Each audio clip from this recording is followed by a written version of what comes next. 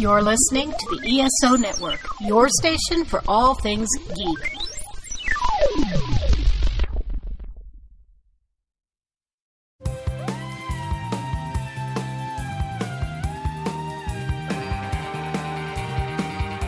Hello, we're Enterprise Splaining, the podcast where we splain Star Trek Enterprise to each other and to you. I'm Bill, and these are my co-hosts, Jamie. Hello. And Maria. Hello.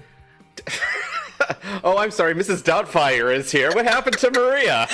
I forgot we kicked Maria out of the podcast before we got this whimsical English nanny. Today, we're going to be talking about this Star Trek Enterprise episode, Dawn. However, I'm the only person here who has actually watched it, so it's my job to explain to my co-hosts what happened on this episode. Before we get into that, we have a little bit of business. This is a reminder to everyone. We now have t-shirts. If you go to the ESO Network TeePublic store, you can find them there. We have two varieties. We have our own logo, and yes, we do have Porthos Appreciation Society t-shirts available in a wide variety of colors. All right, let's get into the episode. Computer, tell us a little bit about the episode we'll be talking about this week. Dawn. During a solo mission on Shuttle Pod 1, Trip is attacked by a territorial alien and forced to land on the night side of a moon. And now it's time for 2 truths and a lie, 3 statements. 2 are true, 1 is a lie. Thunderdome. Statement number 1. The statements are going to fight to the death. Statement 1. Trip spends the night marooned on a planet with an alien. Okay. Statement 2. Yeah, but does he fuck the alien? Statement 2. After a lot of shouting, Trip learns another race's word for ship.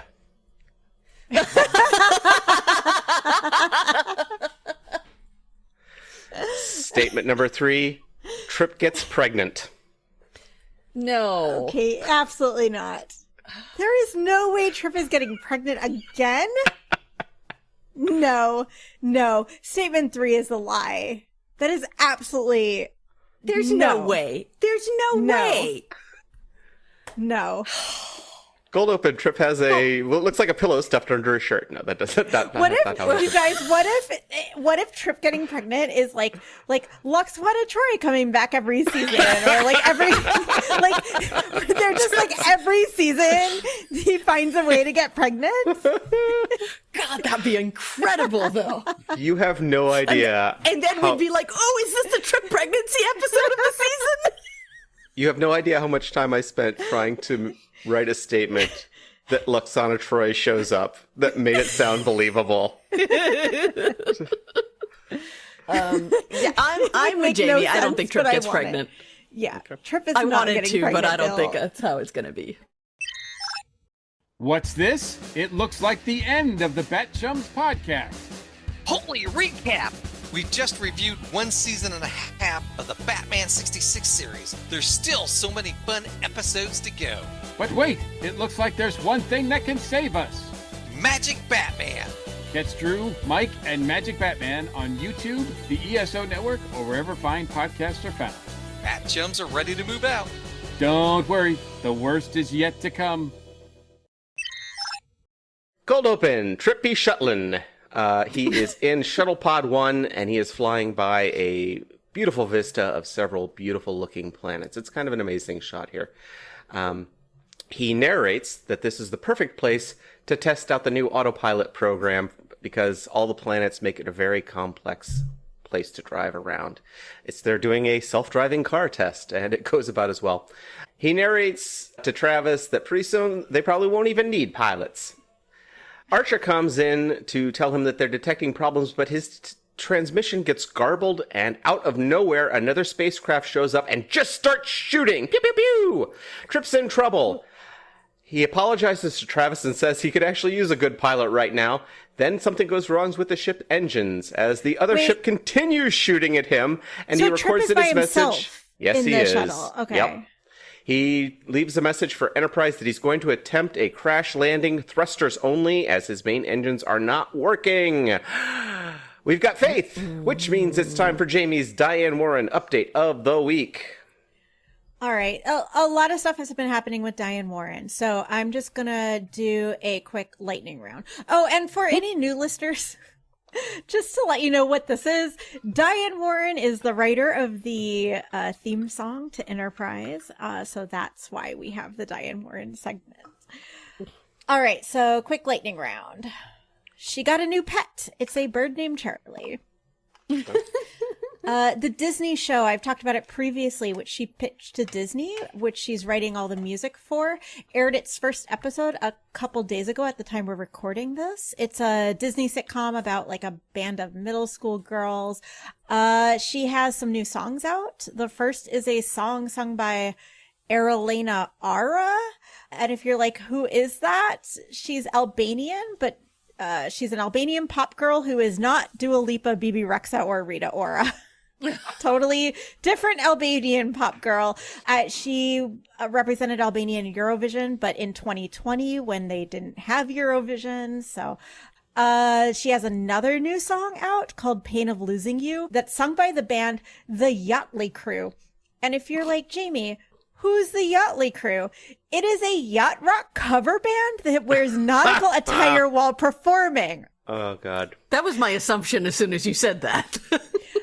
They were in the Yacht Rock documentary that came out on HBO last year. This is their only original song. Nice. And I was like, how did she come to write this? So I looked it up, and basically she knows their manager and wrote a Yacht Rock song and was like, it'd be really fun if that Yacht Rock band wrote it, and called him up, and then they were like so excited. I totally believe they were so excited to have the song. So I listened to it, and it is a Yacht Rock song. It's actually it was good for a Yacht Rock song, but it was like pretty standard Yacht Rock song. I am so amazed that term has survived, because I remember watching the web series when they were part of Channel 101 and absolutely loving it. It prevented Hall & Oates. It prevented John Oates as a kung fu kicking maniac who just wanted to kick Kenny Loggins' ass in a song. It was amazing. Wow. All right, and lastly, and this is the one that this is my favorite one. This is not going to be lightning round. This is going to be like the main one. So I previously mentioned that the musical Burlesque was playing in the UK in Manchester and had the Diane Warren song "You Haven't Seen the Last of Me" in it, which she originally wrote for the movie and then reworked for the musical. Well, great news for the musical. It is moving to the West End. So apparently it was popular enough that it's going to the West End, which is so exciting. And as part of that move, they're reworking the musical a little bit. And as part of that rework, they cut the Diane Warren song. Oh, body blow. And she is not happy. Mm-hmm. And a couple days ago, I saw that she had posted on Instagram, like a notes app thing about it. And then today, when I was writing up my notes for the segment, I went to her Instagram and it is gone. I was like, where is it? It's not there. She removed it. And I was like, oh no. I need to have this. I panicked. Because I did not take a screenshot. So I was like, surely somebody's written about this and got a screenshot. So I'm like Googling it. There are no articles about it. There is nothing. That's and weird. I was like, what am I going to do? And finally I find a random Twitter account for a podcast called Let Me Entertain You, that they only have like 1,000 followers. They had posted a screenshot of Diane Warren's post about Burlesque. So thank you so much to this Let Me Entertain You podcast. You are doing God's work. Screenshotting Diane Warren posts that she deletes. But what Diane Warren said about this was, so it appears that Burlesque is no longer an adaptation and more lightly inspired by the movie. Ooh. Based on what I've been told by multiple attendees, the cast who did not move from Manchester with the show have had a very lucky escape. Is there anything better than when Diane Warren gets salty? I know. She's so mad. This is why I was so upset when this disappeared. So what I love about this too, like she says that she was told by multiple attendees, implying that since it moved, it now sucks. But it doesn't even premiere on the West End until September. So whoever these multiple attendees are, they did not see the West End production of it. And then she wrote, cutting You Have Seen the Last of Me, though, these reviews are going to be very telling. Because that's what people were lining up for. Yeah, Yep, that like was it. this musical's gonna suck now because they cut my song from it. It's like cutting Rocky's theme out of Rocky. This is going to destroy everything. She is such an icon. Like her, when she is upset, like she's like, yeah, I'm gonna tell everyone. Yep. You don't give a About shit. this musical that she has never mentioned before, even though it's been playing, like her song's been in it. That was the last time we talked about it. I was like, I don't even know if Diane Warren knows that this musical's happening, even though she did rework one of the songs for it. But yeah, she apparently did know. She knows about it now that they cut her song. So anyways, yeah, that's it. That's this week in Diane Warren. Thank you, Jamie. We're back. Enterprise arrives in the system looking for Trip, but to no avail. Hoshi can't raise him on the comms, and Malcolm says he detects evidence of weapons fire. T'Pol chips in that many of the moons in the system have atmospheres that contain selenium isotopes that would affect their sensors and will hamper their search. How many moons are there? 62. That's a lot of moons. Archer says, well, we better start looking. Guess what? Trip survived. He crash landed on a planet. He opens the shuttle pod door and looks around. It's not exactly a desert. It looks like it's a planet that's made up entirely of mesas. It's orange rocks, very mountainous. It's definitely a soundstage, though. They are not outside. Okay. He breaks out a med kit and starts patching up a few cuts while he records into a small device. He provides a record in case he doesn't make it, in case this gets found. He was attacked by a small... And so that us as the audience, basically, so he has someone to talk to. In case you went to get a snack during Faith of the Heart and didn't make it back. He was attacked by a small craft. He has no idea what he did to provoke them. And something in the atmosphere has neutralized his engines. Main power is offline. Probably not going to be flying out of here. First things first, he has to get a transceiver working so the Enterprise can find him. And is Trip the best in a survival situation? He's been stranded in space, he was king of the swamp, and now he's marooned on a mesa, and the guy just fucking gets to work. The only time he didn't do very well in Desert Crossing. Desert Crossing, he did not. He was with Archer, so I wonder if he was just trying to make Archer feel good about himself, and he was okay the entire time. I mean, Does they the also shuttle not said have like an automatic transmitter? It's something went wrong with it. Whatever they did mention in Shuttle Pod 1 that the shuttle pods have a distress signal, but Do you think it would just be a safety feature? It ain't working. He's got he's got to fix this thing. And you said he landed on a planet, so not one of the 60-something It's moons? probably one of the. It's probably one of the moons. It just he landed on a place that has atmosphere, so I just called it a planet. Yeah. So he has to pull out the transceiver, which is apparently this big thing. It's much bigger than a keyboard. It's just a big thing filled with microchips that he pulls out of the roof of the shuttle pod. Yeah. I should tell you that on this moon or wherever he's landed, it's night and it's kind of cold. So he's like blowing on his hands, trying to keep them warm. And Trip... Not again.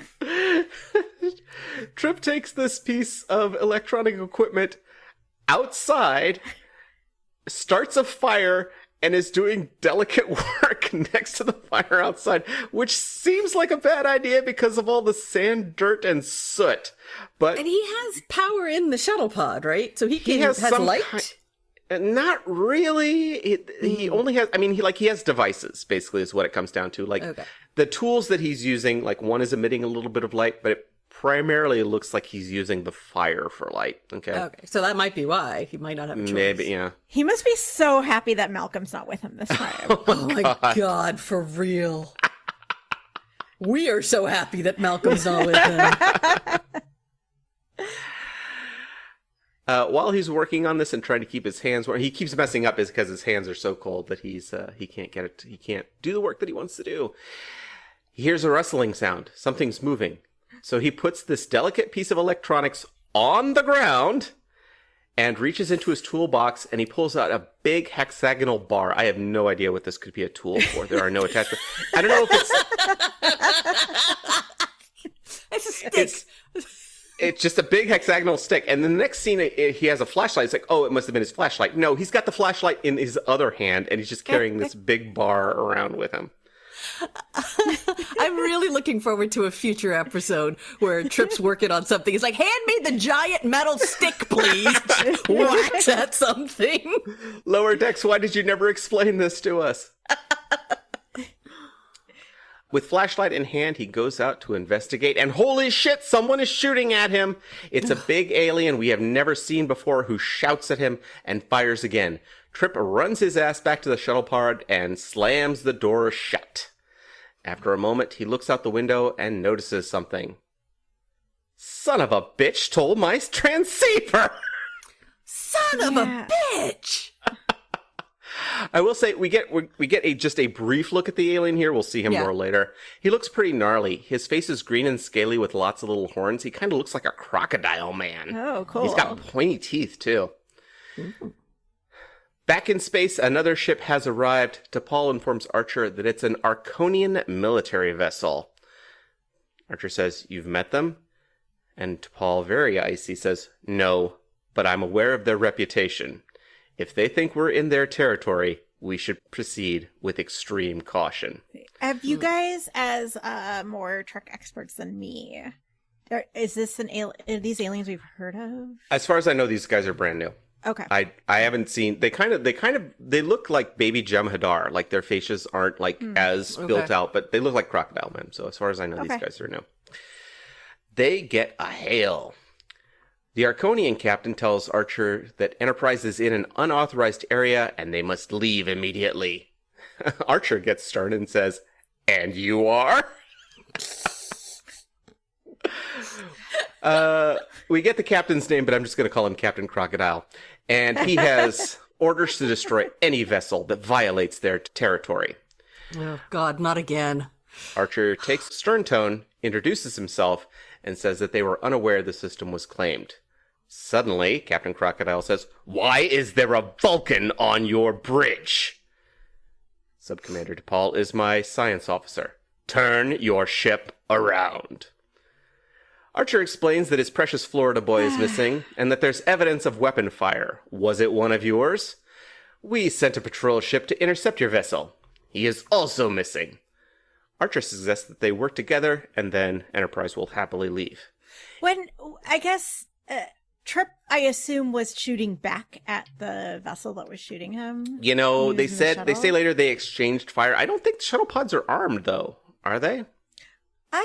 I mean, I think on other Star Trek shuttle pods are definitely armed. They're Hmm. not super, like, I think that they're not like obviously armed as well as the Enterprise, but they can definitely shoot at stuff. That's an excellent like question.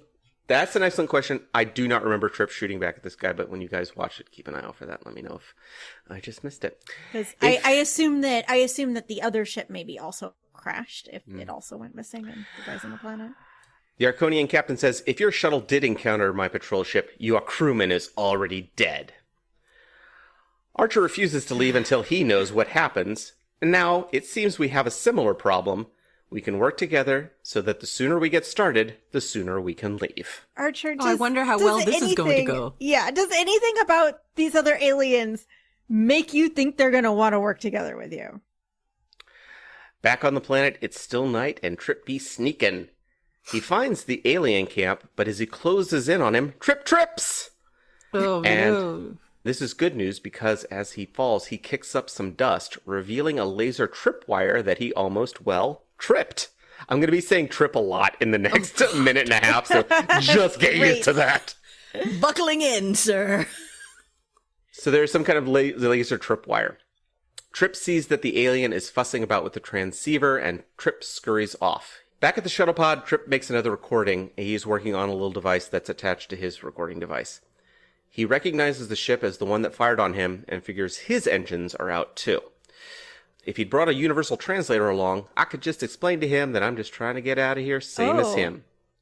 Oh, so I'm he so won't be able confused. to talk to him at all. How do they... What do you mean if I brought a universal translator along? Yeah, I thought that their communicator is also a universal Well, he's not translator. using a communicator. Trip is using, like, it literally looks like a square. It looks like a Zune. It's literally, he's not using, yeah. But wouldn't he have he didn't bring a communicator with him? Apparently not. He didn't. I mean, he was by himself. He wasn't planning. He would have used the ship's communicator to get there. But I nothing feel on the like ship is it would working. be smart to bring a communicator. Well, it would On a also test been. flight where shit could go wrong, where you're testing out autopilots? Well, honestly, what are the chances that something's going to go wrong on a shuttle pod mission where he's far away from the Enterprise? Oh my god. Why are they so bad at their job? Especially like the communicators are so small, they just like attach to your uniform. Like it'd be so easy to just bring it. Why would that Like not why just be would you in the not shuttle? bring it? Like, why would that not be part of the emergency kit in the shuttle? Trip opens the kit where the translator is supposed to be as a bottle of bourbon sitting there. Damn it, Archer!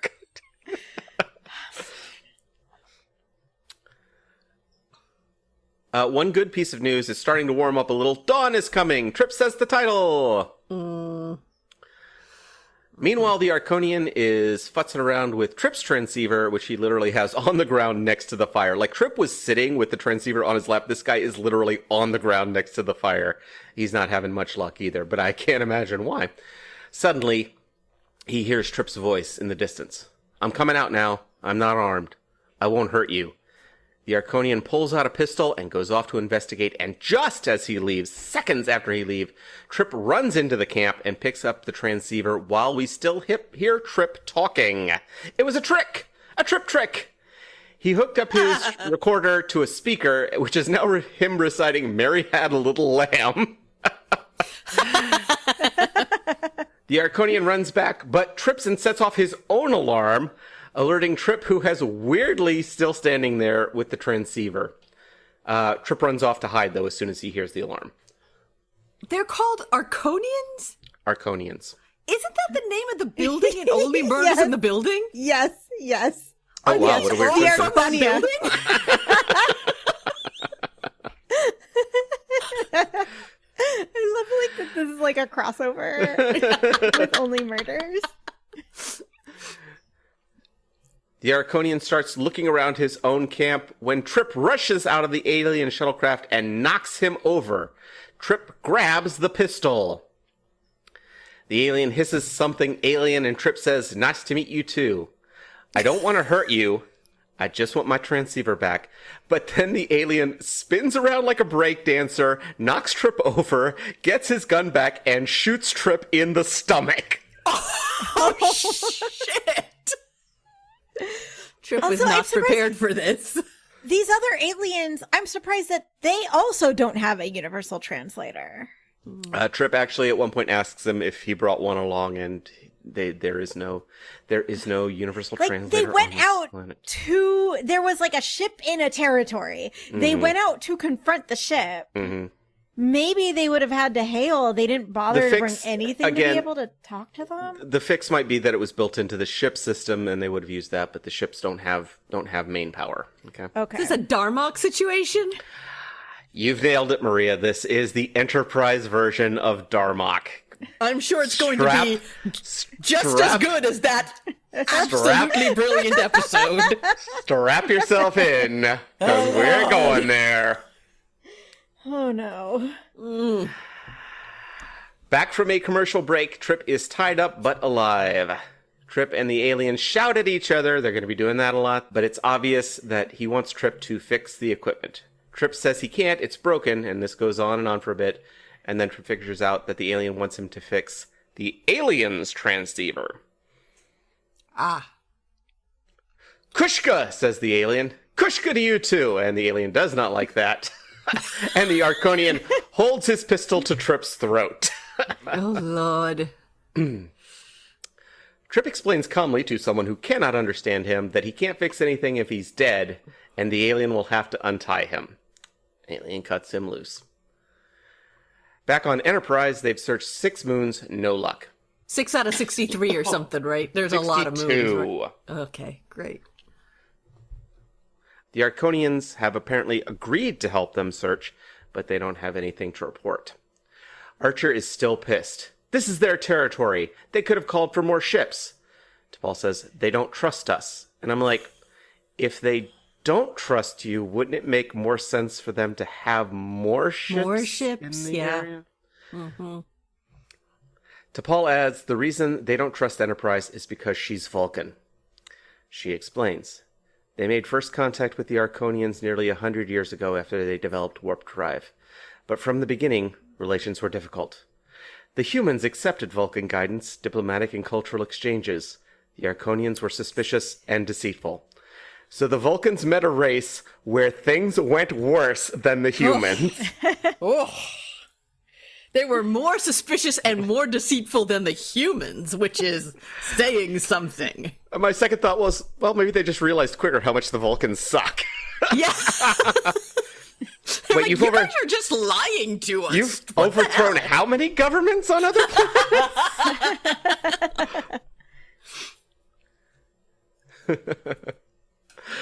Well, Archer says, maybe we'll have better luck. T'Pol says, I advise you to be cautious. Arconians are unpredictable, prone to hostility. Well, then we'll fit right in. These guys want to see insanity and violence. Give me Malcolm on the horn. Yeah, no problem, man. We speak each other's language without a universal translator. He just shoots T'Pol in the head in a show of friendship. Thinking that would actually be a good idea. Back on the planet, daylight is breaking and Trip is starting to sweat. Trip is working on the alien transceiver, hooking it up to a power supply that is about the size and shape of a scuba diving tank. When he touches it, a spark goes off and Trip yells, "Damn it!" Which, of course, in classic learning how to speak languages tropes, the alien repeats, "Damn it!" God, this is so boring already. Like, I just... Trip points out, well, we just see the two of us are just like, oh no. Trip points out that they have made some headway in their first contact, but it's a word you wouldn't want to use in polite company. And then the alien seems to think that Trip's name is "damn it."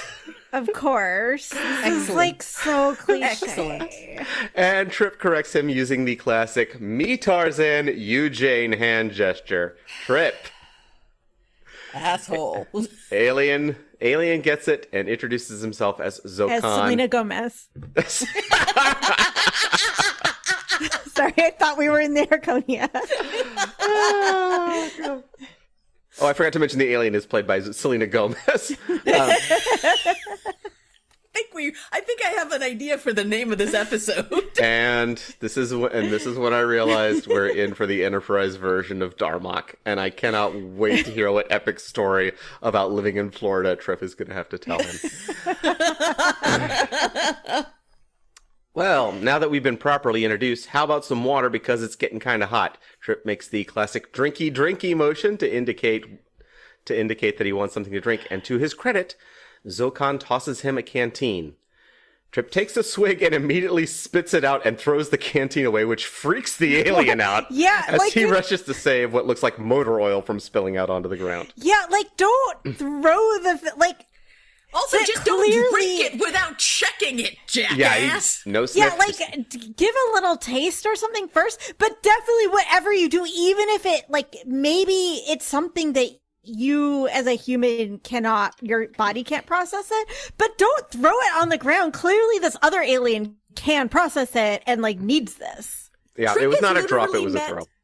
Trip has literally met aliens who don't know what water is. 2 for 2. So, oy. Didn't even have Oh my little God. cubes. As he's spitting out the remains, Trip apologizes and tries to explain that he has water in his shuttle. But Zokan gestures for him to keep working. Slow fade, and Trip is now in his tank top sweating up a storm. He reaches into the body of the shuttle to pull something out. It falls out, he falls on his back, and he gives himself a nasty cut on his arm. He explains that he wants to get the med kit from his shuttle, but then Zokan sprays some kind of venom out of his mouth and on the wound. This is a Gross. wild effect. It's not like he spits, it's like a spitting cobra. It's like, it's Yeah. literally like that. That's cool. Trip freaks out, but guess what? The wound heals instantly. No scars, nothing. Trip is impressed. The alien gestures for him to get back to work, and Trip tries to explain that he can't fix the shuttle. It's a lost cause. Look at this. Come over here and look at this bypass. No, closer. Get closer. Look at this tube that I'm pointing at. Trip sprays him in the face with some kind of oil. He falls back, and Trip grabs the gun! Yay! How long is that gonna last? Trip tells Zokon they need to get back to his ship. Now, pick up the transceiver, and they head out.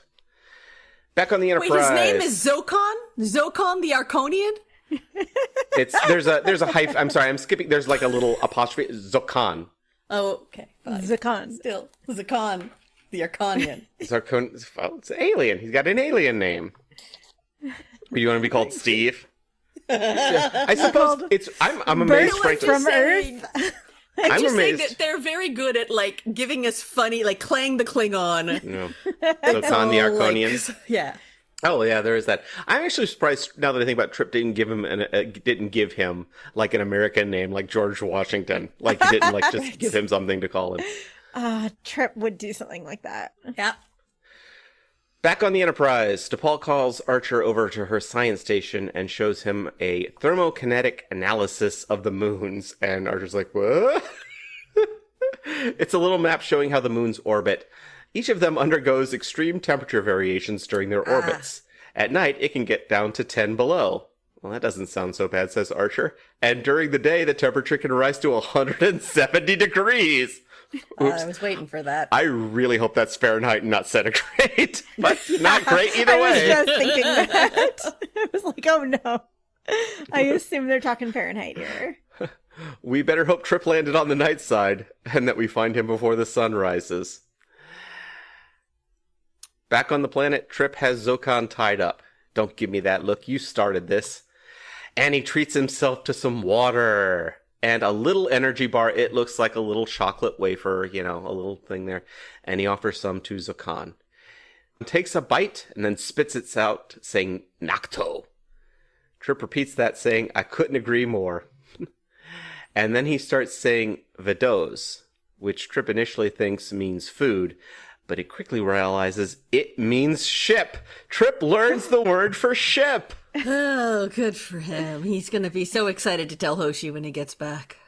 Trip explains to the alien/us that he's figured out how to get us out of here. After crawling around the alien ship, he thinks he can cannibalize the power supply to work on the transceiver. And it's actually, the power supply is that scuba diving tank thing I told you about. One quick cut later, and he's got it working. Once we get back to Enterprise and the Universal Translator is working, the first words out of your mouth better be thank you. But while he's doing this, Trip gets a nasty shock and the alien laughs, but it is working, and who's laughing now? But there's a problem. The terrain. It's all volcanic and full of diamagnetic minerals. I'm having a hard time saying this Trip was. Blocking the signal. They're going to have to get up high, and the equipment is, of course, too heavy for Trip to carry himself. He explains this all loudly and with gestures. You, me, together. And he doesn't want to force Zokon to hump this gear up a mountain at gunpoint. We have to cooperate. He doesn't make the hand gestures. His hand gestures are really kind of weak here. The alien was like, no, I'm not going to fuck you, Trip. What the hell? Commander Tucker, we have seven. Please step into the room and close the door. We have to have a discussion with you. I promise I was a complete gentleman. Trip pulls out the pistol. I failed to mention this. The pistol. Wait until you see this pistol. It looks like a foldable hairdryer. You guys are going to love this. Trip takes out the pistol and he tosses it away. Arms out. I'm not going to hurt you, and you are not going to hurt me. He unties Zokon, who immediately attacks, throwing Trip to the ground. Star Trek fight! Zokon gets to the pistol, but Trip tosses him away, and Trip gets the gun. Zokon spits venom in his eyes. More fisticuffs. Trip's actually doing pretty good in this fight. But does he spit venom in his eyes and Trip suddenly gets 20/20 vision because his venom heals? He only gets him. He only gets him in one of his eyes. But yes, it does. Yeah. Anyway, I was wondering if maybe the aliens have like different like different Must be. packs of things that they can That would spit. make Yeah, sense. which is like really, I love that's like a cool concept to have like, and not, it doesn't feel totally out there to have some creature that has like different like sacks. packs of No, sacks it's of different things that they can like spit, like a Something we healing haven't seen thing before. and an acid thing or something. More fisticuffs. Zokan gets Trip in a stranglehold, but you guessed it, there is a conveniently placed rock just within Trip's reach, and he bashes him in the head a couple of times, and they've really worn each other out. Neither is unconscious. Trip makes it to his feet first, gets to the pistol, walks over to Zokan, and then really throws the pistol far away this time. We can fight some more if you want, or we can try to get the hell out of here. What's it gonna be? Cut to our boys hauling this gear up a mountain that looks suspiciously like a set where there are levels placed to make it perfect for two human-sized actors to climb while carrying things in their hand. That having been said, it's a really cool effect. It looks like they are on a mountain. They've done some matting in the back and stuff like that, but it's, yeah. Cool. They make it to the top of the mountain. Both of them are exhausted. Trip is narrating and also, yes, now completely shirtless. All right. Sun's not even up yet, and it's already hotter than hell. My sparring partner doesn't look too well. I don't think his species can sweat. He offers to let Zokan say something into the recording, but he just says the alien word for bad. You'd be proud of me, Hoshi. I picked up about a dozen words of his language, one of which is in fact ship. Hoshi's favorite word. Later, Zokan struggles to open his canteen, and Trip helps.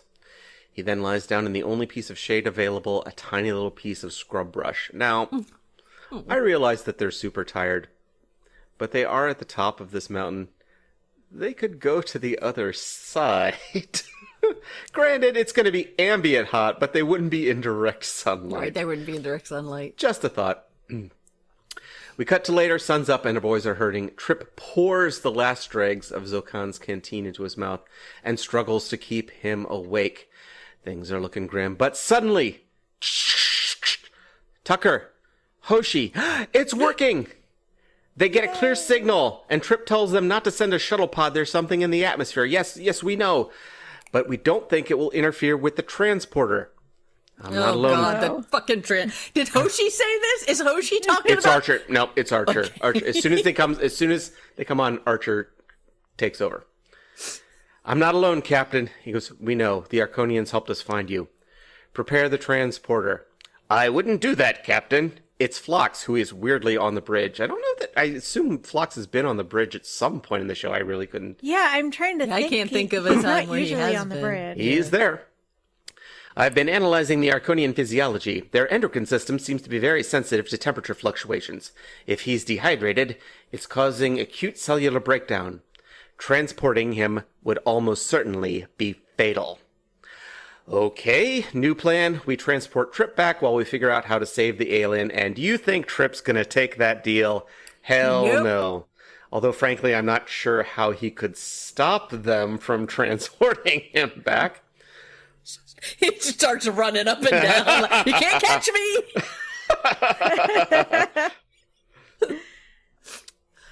T'Pol points out that the temperature is rising and soon it'll be 130 degrees. And again, I really hope they're talking about Fahrenheit. Neither is a good option. Trip refuses. He has an idea. He got to look at the Arconian circuitry, and if they can reconfigure their intake manifolds to adjust for the selenium isotope, Archer agrees. Now, here's a thought. Why not? Sorry. No, go ahead. You're about to say what I'm about to say. Beam down some shit that they might be Yeah. able to use. Yeah, Water, that is a great tent, idea. air conditioner, Everything that they- a tarp that they could use to set Any up. of those things. Yeah. Anything. Anything that might be useful. Because if they can beam up, they can beam down. Not for a moment brought up. Never asked. Never answered. Cut to later. Trip is pouring with sweat. Zokan is out, and Trip pours water from his canteen on his face to wake him up. Trip then drinks the last of it and throws the canteen away. Yeah. My God. They didn't even beam water down to him. Well, if they Nothing. did, no, they never show it. Never shown, never suggested, never. They could have. Didn't. All right. Trip gets a Do you nice think little the speech here. Enterprise is just annoyed that Trip won't just come back, so they're like, fine, we're not giving you anything. Well, We're gonna wait until you are ready to beg us to beam you back. you are going to sit on that mountain and think about what you did, young man. Trip gets a nice little speech here. I don't suppose the captain will trust me to go out on my own for a while. I wouldn't be surprised if he knocked me down to steward. He's also, like, hallucinating. Like, the guy's clearly having heat stroke here. Again. I wouldn't be surprised. Yeah, Trip hates being hot, so Yeah. this is his nightmare. I wouldn't be surprised if he knocked me down to steward. Your orange juice, sir. Jam or marmalade, sir. But I tell you, I wouldn't trade my time on Enterprise, not for anything. I've seen things I could never imagine back home. I saw the great plume of Agasauria, and I saw the ring moons of Matalis Prime. And I saw Padma Lakshi's tits. And I stood on an asteroid crater twice as high as Everest, and went diving in the ice caves of Athenia. Rode in a Suliban cell ship. Spent the night. I spent the night with a princess. Oh. Oh, I even got He pregnant did once. include that. Oh, I even got pregnant once. Now that was a story. I'm sure you have stories too. That's why we chose this life, right? See things we've never done before. Seen things we've never seen before. Okay, Trip. Hell of a ride. Calm down. Hell of a Okay, ride. at least it's better than Malcolm's. Yeah, he's not writing letters to everybody he's ever Yeah. known. So he says he spent the night with a princess, assuming he meant that literally. They were on that planet for a night, and she got down to her gold slip and a blow. Maybe he just meant he spent a night with her. Yeah, quote unquote, a night.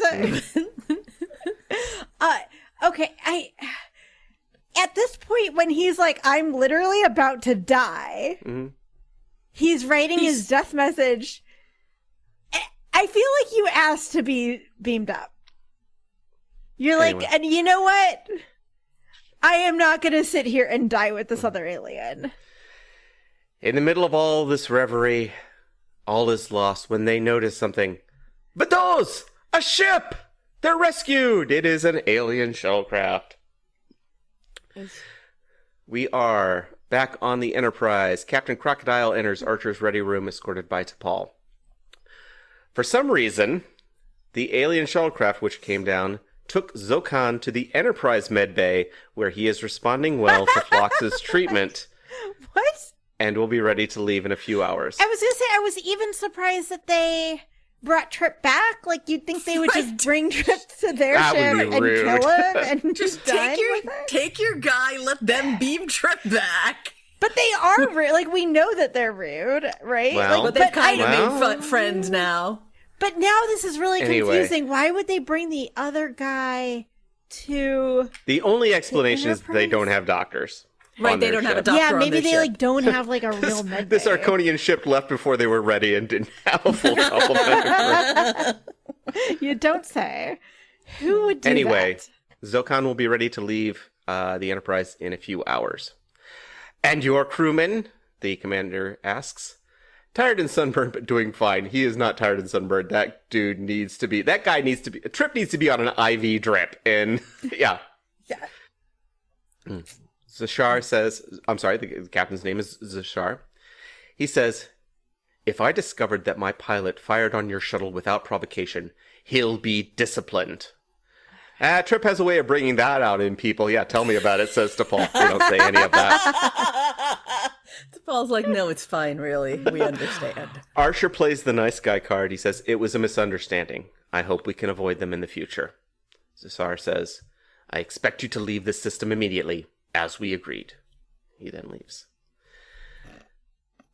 I love So it's that just- he's like, yeah, you guys saved my guy and everything, but y'all are still assholes, and I need the you guys fuck to out. get it. I still want no part of this nonsense. Well, hold on to it. It's just Archer and T'Pol in the ready room now. He goes, I guess we won't be adding the Arconians to our list of friends. And T'Pol says, the encounter was less volatile than I expected. You managed to establish better relations in a single day than the Vulcans have in a century. Well, let's hope it stays that way. Medbay! Phlox says the universal translator is online. You can say whatever you want. And Trip says something nice to him. And so Ken says, Taratash! I thought you said the universal translator was working. I believe you promised me some taratash, which is the drink. That's the motor oil thing that he was drinking. Oh, you mean that brown stuff you were drinking? Won't take a minute. Anything else while I'm at it? Our chef is making something called chicken marsala tonight. Taratash. Yeah, taratash. I love chicken marsala. We've seen Chef Dorothy's chicken marsala before. We've seen Archer eating the chicken marsala. And then as Trip is leaving, Zokan says, Trip, when I fired at your vessel, I'm grateful I didn't destroy it. Tucker says, that makes two of us. End of episode. God, so Oh boring. my god. What a boring episode. We also got through this very quickly. It's Like well, the fastest we've nothing ever gotten through an happened. episode. it's a lot of Trip saying things and making gestures. Yeah, and I'm There's sure not- that takes up a lot of time. It is. But when you're explaining it, you're just like, It's not Yeah. this is not a complicated. This is As soon as you started describing this, obviously I mentioned that I thought of Darmok, but what really reminded me, and I couldn't remember the name of it. It was that episode where Geordi gets stuck on a planet with a Romulan. And yeah. I looked it up and it's called The Enemy. And it seemed very similar, right? They were like, we're enemies and can't, like, but of course, I'm sure Next Generation did it much, much better. I do not remember that episode, but it already sounds really, I'm like, he now I gets- want to watch it again. Yeah, he gets stuck on there's like storms. That sounds so interesting. Like big storms, and he gets stuck on a thing with the Romulan, and they have to help each other to get out because they are otherwise they're both There's gonna die. also a movie with Dennis Quaid and Louis Gossett Jr. called Enemy Mine, which is literally the same premise, which is humans and these aliens are fighting each other. These two guys are trapped on a planet together, and they eventually become friends. Yeah, it's Right. This episode was okay. Connor Chenier has to carry the entire story, and he does a pretty good job bringing his golden Labrador energy to a story we've seen done much, much better.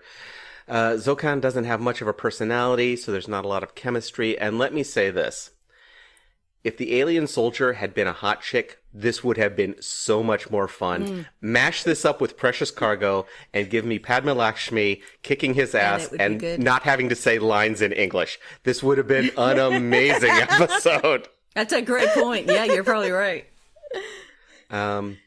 True Truths and a Lie outcome. You sussed it out immediately. I knew you would, but I just had to say it. Trip does not, in fact, get pregnant. Although we do, things happen again. They revisit that. God, I would love if we just every season the way DS9 would do like a mirror universe episode every single Or a season. Dixon Hill. It would be fun to Yeah. have the Always a Dixon Trip Hill getting episode. pregnant episode. That was my joke at the time. Was I hope it happened every 3 episodes. Was Trip gets pregnant in a different way. I do think if you had made your Two Truths like Trip fondly reminisces about being pregnant, I would have Well, that was had thoughts true. about it. Yeah, that's what I'm saying. It would have been true. I'd have been like, Yeah, coming up with the lie is the hardest part of doing Two yeah, I Truths and know. a Lie. That's always hard. Porthos Good Boy scale. How good of a boy was Porthos on this episode? Porthos does not appear in the episode, but at one point Trip does say that he has an easier time communicating with that adorable dog than with this alien. Well, that would make sense because dogs and humans like evolved together. Saucy section. How sexy was this episode on a scale from Padme in her 90s prom dress to Padme in her gold slip and blowout? Okay, wait, but that's would both you? sexy. She was Those are both sexy. super One is far more One sexy is than far the other. sexier, but neither is not sexy. Connor Chenier, first in a tank top, then in bare-chested and lots of sweat. If you're into that We've thing, seen bare-chested Trip before. Yeah, Oh, yeah, we've in definitely yeah, seen yeah. Of Cargo. course we have. Of course we have. Precious Cargo. Yeah, yeah. Yep. Also, in Desert Crossing, when he had to take off his shirt for the shirt. Oh yeah, they had to play the shirts versus skin Shirts skins. versus skins. Right. I feel like there was another one. Maybe like in a rub down scene. Maybe in a I'm sure decon in scene. a decon scene. Oh yeah, there had to have Fair been a enough. decon scene. Maybe in the one in the pilot. Oh, this was also the thing that I noticed, which I guess I realized, but I never put together before, which is that there are 3 layers to the Star Trek, to the Enterprise uniform. There is the tank top, there's the undershirt, then there's the black shirt that goes over that, and then there's those things that gotta be really incredibly warm to wear. Oh, That's like- 100%. Because I made an Enterprise uniform and I made the black shirt, but I made it sleeveless. Mm-hmm. And And the uniform. So the uniforms on the show are made of denim. Ooh. I did not make mine out of denim. I used like a chambray because Atlanta in the summer. But even then, like the one I have is so much thinner and more breathable. And yet I am like sweating every time I wear it. Never asked, never answered. Something in this episode that made no sense. We talked about it. Why didn't they send supplies down to them? A tent, water, a tarp. A little fan. How great would it be if Trip is standing there with one of those little handheld fans? It's like, or just literally a hand fan. No, they send down a giant block of ice and they both have it tied to their head like they're in a 1960s cartoon. I mean, it wouldn't have even changed the story very much if they had just sent them down some supplies. You know, like, it's fine. Yeah. At that point, because at some point he's still gonna die. It's still not 130 degrees, yeah. And it doesn't make any sense. Also, the fact that they could have just, like, Archer could have said, "I'm the captain. I'm beaming you back up here." Yeah, that I don't feel like as you're explaining it, it doesn't feel like there's any actual danger because the Enterprise is right there and can beam him back up at any time. And honestly, like, Phlox was like, he'll probably die, but at some point you're like, well, just risk it. He's gonna die one way or the other. Just fucking risk it and beam him up. And this gets back into the general discussion. One of the things that I didn't hit was, like, I talked about him having his golden Labrador energy. Trip is just a generally nice guy. He doesn't want to kill this alien, even though that would probably be the idea, since this guy keeps attacking him every single chance he gets. He refuses. Or here's a throwaway line as to why they can't. It's like, well, we're going to transport you out anyway. It's like, well, I'm not going to boost. Turn on the signal booster so that we can find you. It's like, I'm not going to do it, Captain. Anyway. Right. Yeah, they could have had a line of dialogue. They could have put a line in there that Trip had to do something so that they could use the translator. Yeah. Yep. All right. Technical difficulties, the most technobabble thing from this episode. Again, Jamie, you did a great explanation of how the three of us use technical difficulties, and I wish I could remember how it goes. But the thing, basically, like, we all have a different definition of what the technical difficulties before. They mentioned the selenium isotopes are the thing that makes stuff not work, and also the endocrine system of the alien race means they can't transport this guy up. Yes, Chef. Any mentions of Chef? There are no mentions of Chef, but in terms of food, we get to see the little chocolate wafers that they use as emergency rations, which was weird because they had those prepackaged meals before, but maybe the rehydrator doesn't work because the power is out. Oh, maybe. So he just takes out essentially a little cookie and is eating it. And they talked about chicken marsala. I was You're right. They did mention Chef. Yep. Do you know where we saw the chicken marsala last time was the episode with the creepy Vulcans? Oh, did they make had emotions? The bro Vulcans. That was they when loved the chicken they asked marsala. for some of. They were like, "What are you eating?" And wanted to try some. That was chicken marsala. That because I remember looking at it and being like, "That looks like chicken marsala to me, and it looks delicious." Nice. And now we are at Will's Hollow Rex. We all know what William Riker is doing. He is binge watching Enterprise, but we have some suggestions of things that he could enjoy. Jamie, what are you enjoying in your personal holodeck this week? All right. So these are Rikermendations brought to you by Eric, trademark. Despite the fact that he has not given us any money. But he does give us a large percentage of our episode names. Yeah, and just general support. Like, general support from Eric. I always feel like Eric's got our back. Anything I can do to make a segment on this show longer and more awkward and in needing of an explanation every single time. That's the real payment for me. Jamie, what is your recommendation? My Rikermendation this week is an app called Retro. It's a photo app where you can post photos, but it's built like a photo diary.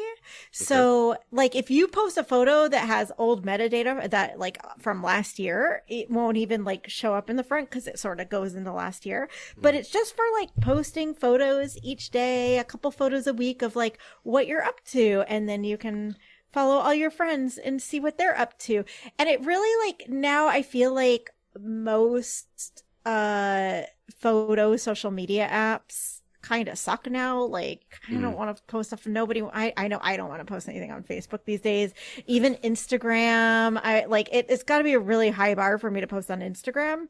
But Retro's an app where it's just like you're just supposed to show like what did you do this week? What are you up to? And I love it. Like I went to YetiCon a couple weeks ago and someone convinced all our group of friends to all download it. And so I love it because I can go on every day and just see like, I'm like posting photos. Like I saw the color purple this week and I posted a photo of me and my friend at the color purple and like a photo of the playbill. Nice. And then I can see photos of all the things my friends are up to. I love it. So I love that. Strongly recommend the app Retro. It also makes it weirdly hard to find people.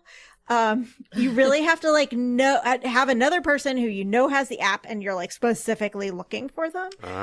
It's sort of someone called it one of my friends called it the social media app because it really is just for following like your friends. That sounds perfect. I am literally downloading it right now. Maria, what is your recommendation? My recommendation is yet another murder mystery show, because you know I am obsessed with them. This one is a very fun show that has the dumbest name ever. It's called Art Detectives. And it's a really dumb name, but it is a British show, and it stars Stephen Moyer, who was in True Blood, who had a weird like New Orleans accent in True Blood, but is actually a British guy, and he plays a detective in the Heritage Crime Unit of London. And basically it's a bunch of like mysteries that have some sort of art related thing. So there's always like a collectible or a statue or a painting or something. And it's super fun. It's just another one of these great little murder mysteries, but as it has sort of all of the right pieces to it. He's got his partner is this young Asian woman, and they kind of work together, and all of the things they have to deal with. It's really fun.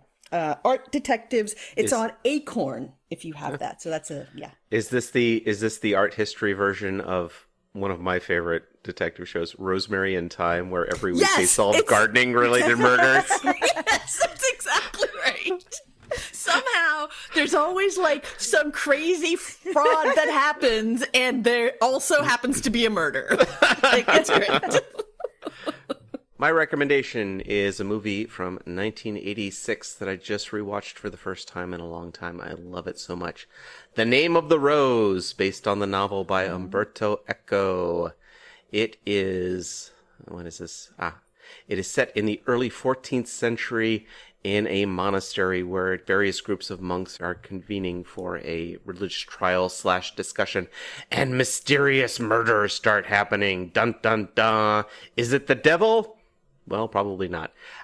This is a really fun movie. It's got so much atmosphere, and the cast is loaded. Sean Connery plays William of Baskerville, and Christian Slater is his very young apprentice. You've got F. Murray Abraham as a member of the Inquisition. William Hickey looks like a desiccated corpse as the head of the library. Ron Perlman playing the Ron Perlman role of the guy who looks like Quasimodo.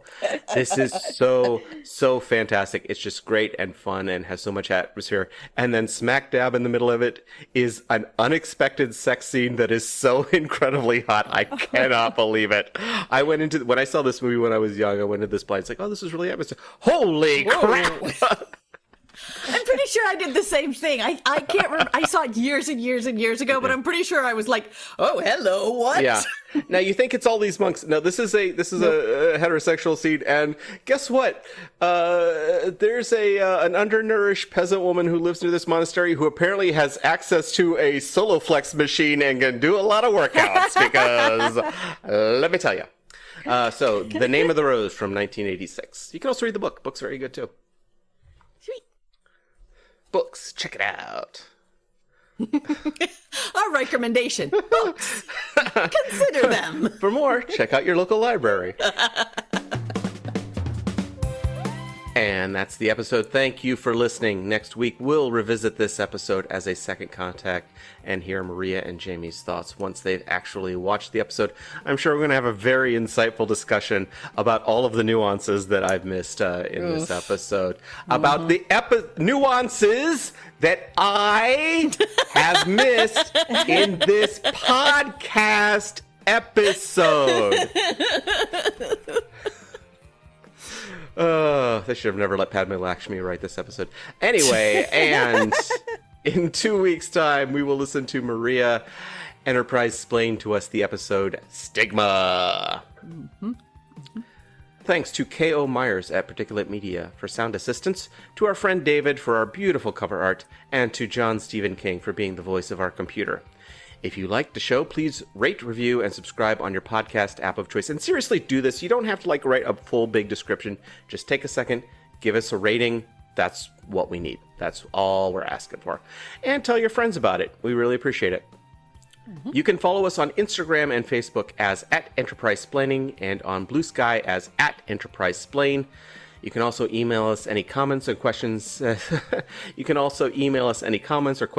as, is there any situation Trip cannot survive by taking his shirt off? To enterprisesplaining@gmail.com. We would love to hear from you. And we found him dead, Captain. He was in the process of getting his shirt off and he didn't make it. Trip didn't make it.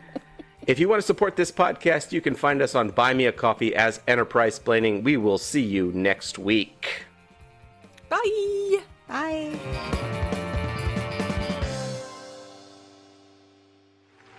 Computer. End program.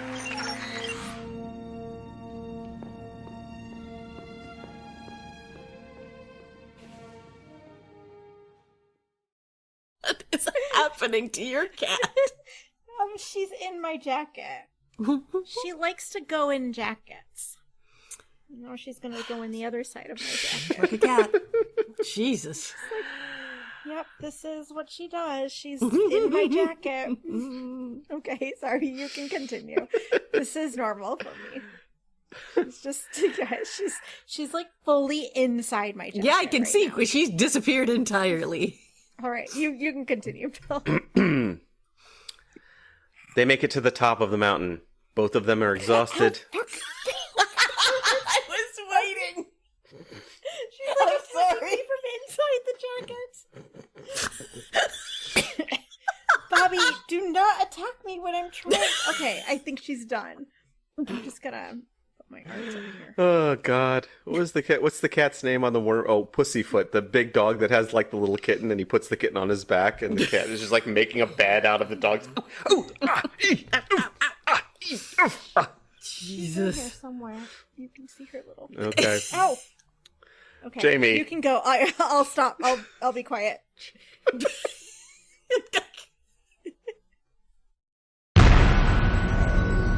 This has been a broadcast of the ESO Network. Be part of the crew and help support our shows by donating to our ESO Patreon or by shopping at the TeePublic store, which can all be found at www.esonetwork.com. The ESO Network, your station for all things geek.